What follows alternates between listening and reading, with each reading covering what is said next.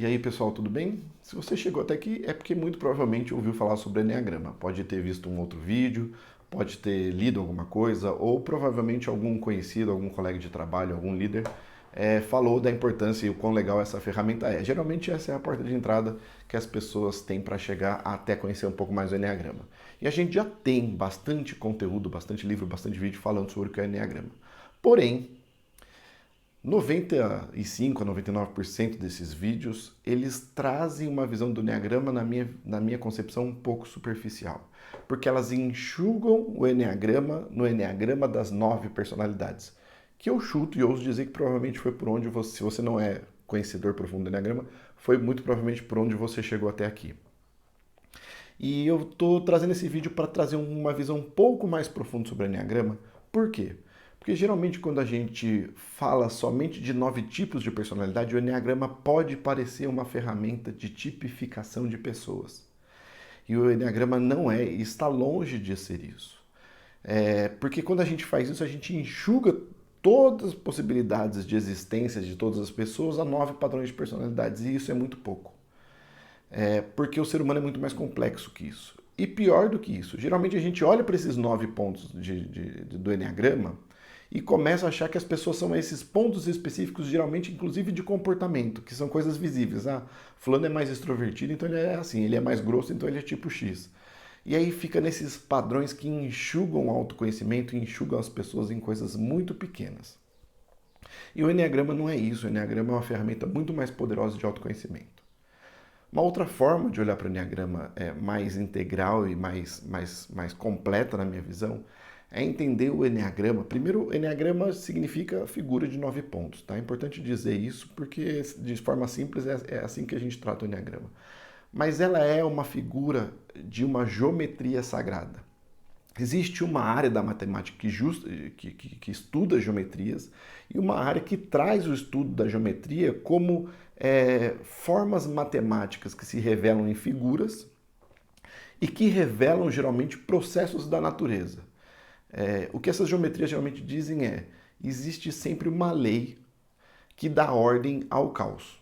A gente pode parecer que uma figura como uma célula, uma folha, geralmente tem formas aleatórias, mas isso não é verdade. Quando a gente estuda essa matemática, que mistura um pouco a ciência mística, a gente vai perceber que existe um padrão, é um estudo fractual, se chama isso. E o Enneagrama é uma dessas geometrias sagradas. Nessa geometria sagrada está dentro dela um mapa sobre processos da vida. Quando a gente pensa em mapa de processo, a gente pensa assim, é um mapa que mostra o que aconteceu no início, que vai se desdobrando para que a vida possa acontecer e o que se segue a partir daí. E quais são os caminhos de interferência que acontecem nesse movimento de processo. Vamos, para simplificar, vamos trazer para o próprio padrão de personalidade para vocês entenderem de forma mais profunda. Quando a gente olha para o ser humano, ao longo da vida, da existência deles, do ponto de vista de processos psicológicos, diversas coisas vão acontecendo que vão construindo uma personalidade. Isso não sou eu, são todas as pessoas vão ter esse mecanismo de construção de personalidade, que muitas áreas da psicologia vão chamar isso de construção da máscara, que é qual é a máscara que eu vesti para sobreviver e para viver no mundo. Então, por exemplo, um exemplo simples, aquela criança nos primeiros anos de vida percebeu que se ela sorrisse, se ela fosse um pouco mais risonha, ela recebia amor. E nesse processo psicológico, com medo de não ser amado, ela veste a caricatura dessa pessoa risonha, brincalhona, para sobreviver e para ser amado. Isso é a construção de uma máscara.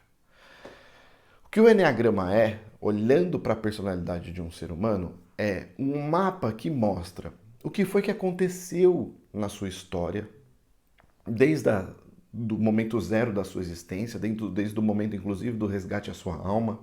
O que aconteceu durante esse processo na sua existência? Que você construiu diversas máscaras de acordo com medos que você sentiu, dores, raivas, tristezas, muito provavelmente com um ponto de eu não sei quem eu sou, eu tô com medo, eu não sei sobreviver, aqueles momentos, principalmente dos primeiros meses de vida, que é muito inconsciente, até porque do ponto de vista de inteligência mental não tem nada pronto numa criança recém-nascida, é muito jovem ainda na construção, principalmente disso que a gente conhece como a mente neocórtex, né, responsável pelo nosso raciocínio, planejamento, e, enfim, lógica. E aí, o Enneagrama, sendo esse mapa de processos, mostra quais eram os medos que tivemos na nossa infância e qual é a consequência desse medo quando a gente não resolve, e óbvio, né, na primeira infância a gente não tem nem recurso para isso, quando a gente não resolve olhar para esse medo, para essa dor muito profunda, a gente cobre essa dor com uma máscara, com uma personalidade.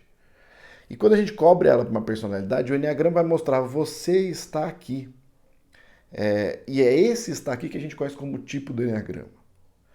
Qual é a máscara que eu vesti, de acordo com medos e dores que eu senti ao longo da minha existência. E principalmente o que o Enneagrama faz se você está aqui, ele consegue te mostrar quem é a sua essência por detrás dessa máscara, quais são os diversos caminhos, porque a gente não constrói uma máscara só, tá, gente? São diversas construções que vão formando a nossa personalidade.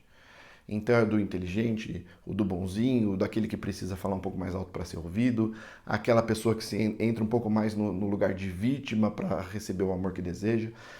Todos esses mecanismos vão se juntando num sistema complexo, criando a personalidade de quem somos. E o Enneagrama é um mapa que mostra essa construção de personalidade.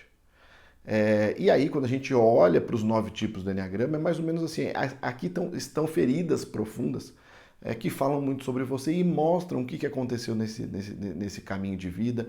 E mais legal ainda, quais são os caminhos de libertação dessas máscaras, para você encontrar algo mais próximo à liberdade de ser quem é de verdade, sem precisar agradar, sem precisar buscar o tempo todo ser amado, que na verdade é a história de quase todos nós, né?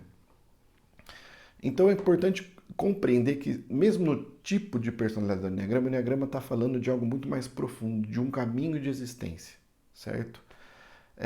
Outra coisa muito legal do Enneagrama de compreender: quando a gente fala um tipo do Enneagrama, a gente está falando de qual é a energia específica dessa geometria sagrada, que é a sua ferida principal, o que aconteceu com você num nível integral, tanto como é que o seu corpo se manifestou, como é que as suas emoções se manifestaram e como é que sua mente encara essa realidade que você desenhou e escreveu sobre você mesmo.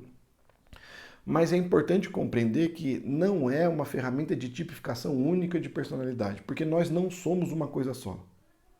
Nós somos 9 tipos de personalidade quando a gente olha para o Enneagrama. Ninguém é uma coisa só. Para o próprio Enneagrama, e não sou eu que estou falando, são os grandes mestres de Enneagrama, olhar para essa mandala sagrada que fala tanto sobre processos e falar eu sou só isso, é um crime.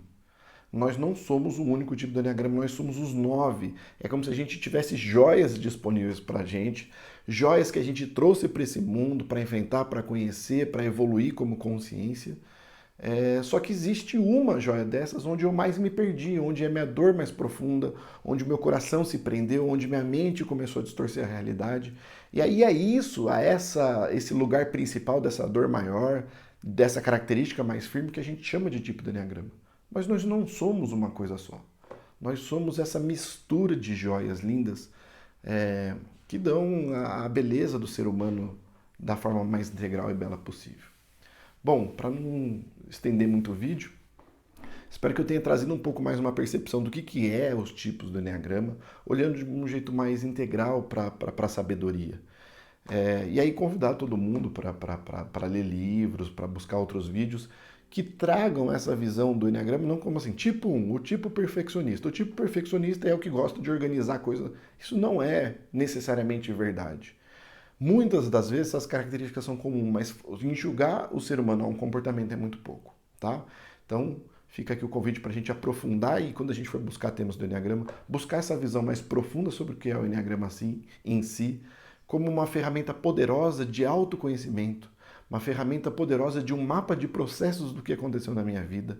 E sim, e que nesses processos vai te mostrar características fundamentais suas, que vão dizer muito sobre você e que vão ajudar você a expandir a visão sobre você mesmo. É isso. Um grande abraço a todos.